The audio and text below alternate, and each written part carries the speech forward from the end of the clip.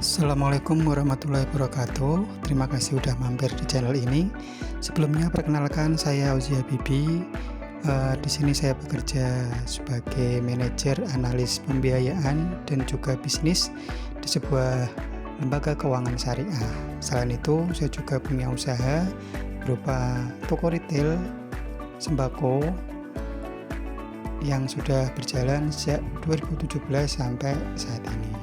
Sebelum itu, saya mau disclaimer bahwa apa yang saya sampaikan tentang menggali ide bisnis untuk pemula ini merupakan akumulasi dari apa yang saya lakukan baik sebagai pengusaha maupun orang yang terjun dan bersinggungan langsung dengan para nasabah yang memiliki usaha bermacam-macam dan dengan skala yang dari bawah, menengah sampai ke atas. Baik, untuk mempersingkat waktu, yang pertama, poin yang harus diperhatikan dalam mencari ide bisnis untuk pemula yaitu tujuan dari bisnis yang akan teman-teman jalani. Maksud dari tujuan bisnis adalah apakah bisnis yang akan teman-teman jalankan ini merupakan bisnis sampingan atau merupakan usaha utama yang menjadi penghasilan dari teman-teman sekalian. Karena resiko yang akan teman-teman hadapi, yang akan pilih tentu akan berbeda, dimana yang usaha sampingan dengan yang full time job di bisnis tersebut. Selain itu, poin tujuan ini salah satunya adalah apakah teman-teman ini masih single, dalam artian belum ada tanggungan, atau teman-teman yang akan mulai bisnis ini adalah sudah berkeluarga atau bahkan punya anak. Nah, di sini tujuan dari bisnis ini harus teman-teman pahami dahulu sebelum lanjut ke poin berikutnya, yaitu ide bisnisnya. Karena kalau menurut saya pribadi, jangan sampai kita memulai bisnis di mana resikonya kita tidak tahu dan kita nggak siap untuk mengantisipasinya. Tujuan dari bisnis ini sendiri juga berkaitan dengan modal teman-teman, karena untuk modal itu yang harusnya menyesuaikan dengan bisnis yang akan teman-teman jalani. Karena kebanyakan yang saya tahu, orang-orang yang ingin terjun di bisnis, dia biasanya melihat orang sukses dengan bisnis A, atau ada kenalan atau relasi dia yang sukses di bisnis B, maka dia terinspirasi untuk mengikuti jejaknya.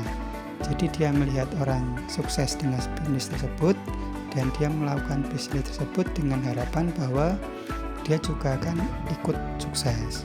Nah, ini kurang tepat menurut saya, karena secara apa yang dia ketahui, apa yang menjadi relasi dia, atau yang menjadi kekuatan utama dia dalam menjalankan bisnis tersebut belum tentu sama dengan yang kita miliki. Begitupun juga modal dan resikonya. Makanya sebelum teman-teman menentukan mau bisnis apa, sebaiknya teman-teman pahami dulu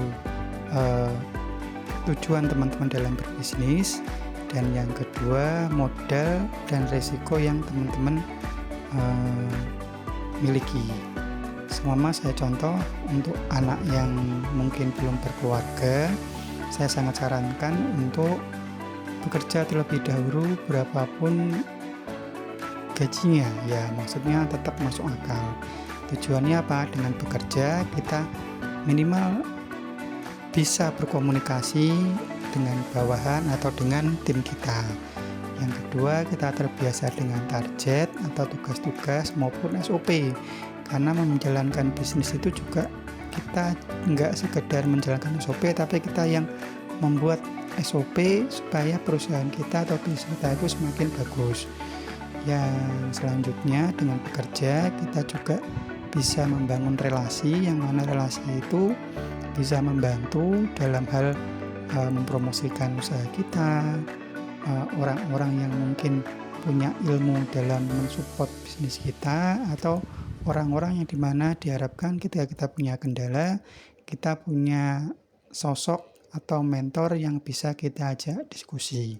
Karena dalam bisnis, kalau semuanya berawal dari nol, dalam artian modal kita masih nol, relasi masih nol, dan kemampuan berbisnis masih nol, otomatis dalam menjalankan bisnis akan lebih susah.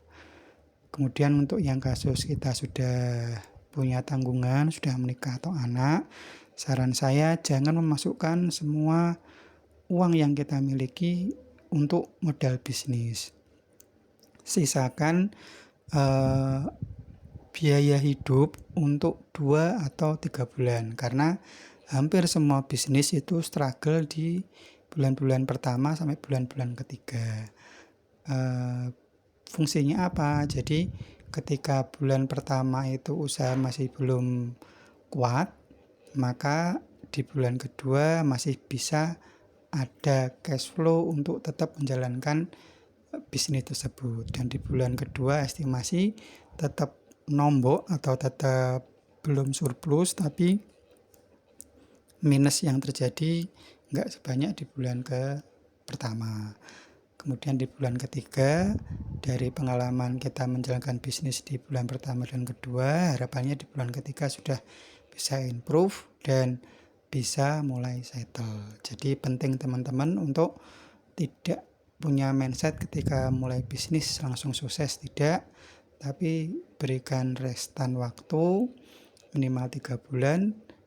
Resiko terburuk bisnis itu harus tetap jalan sambil mengevaluasi ke depannya. Kemudian masuk ke poin kedua, yaitu jenis usaha yang akan dipilih. Nah, ini tadi karena menyesuaikan dengan kondisi teman-teman, menyesuaikan dengan resiko dan modal yang teman-teman ketahui. Kemudian jenis bisnis apa nih yang cocok untuk kita jalankan?